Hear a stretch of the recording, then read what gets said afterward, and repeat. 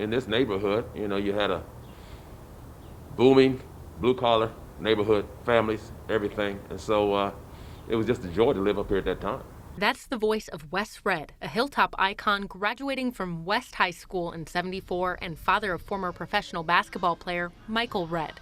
Much of Wes Redd's 45 years on the Hilltop centered here, where Oakley Baptist Church previously stood and the J. Ashburn Youth Center was built. Everybody came there after school to learn arts, basketball, and so we had thousands of kids that would migrate right there. It was very close-knit family on the Hilltop. I'm talking about family, not only blood relatives, but we all knew everyone. It was a very close-knit neighborhood. Byron Potts knows. The now attorney also grew up on the Hilltop, his family one of the first black families to move there. We need to get back to that, though. The neighbors, knowing the neighbors and doing the things that we need to do to have a family atmosphere so we can care about our neighbors and care about our neighborhood. So often now, that's not what you hear about.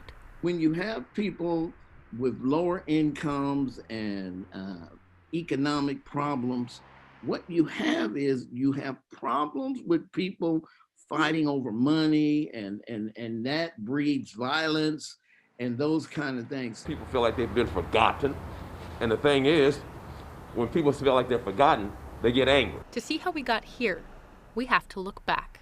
The Hilltop is well known as the grounds for Camp Chase. Established in 1861, Camp Chase was formed as a Union training camp for the Civil War and later a Union prisoner of war camp. Spared by its namesake, the Great Flood of 1913 devastated the surrounding areas like Franklinton, sending many further west to the Hilltop. And throughout that migration, a social divide seen across the country. It was segregated a lot on the Hilltop for years. And but what it did is that segregation brought us together as a family. What doesn't always make the headlines. You had some prominent people that grew up on this side of town. Like 3-time Grammy Award winner Nancy Wilson and 4-time Olympic gold medalist track star Jesse Owens, who lived on South Oakley while making history at The Ohio State University. Living legend Bea Murphy uses poetry to speak her mind and works with youth to keep the spirit of the West Side alive.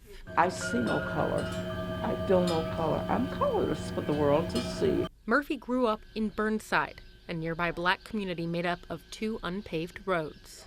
You hear a lot of negative things, but the West Side is really nice. But by the time Westland Mall closed, falling short of the brand new Tuttle Mall to its north, the neighborhood lost a lot of its draw. The evolution that I see, that all the businesses that have left here, we need an influx of businesses that say, hey, we can make something out of this neighborhood. What I would love to see is people don't write the Hilltop off. The Hilltop is resilient. And I believe that if given a fair opportunity, that it's going to make a tremendous comeback. In Columbus, Molly Brewer, 10 TV News.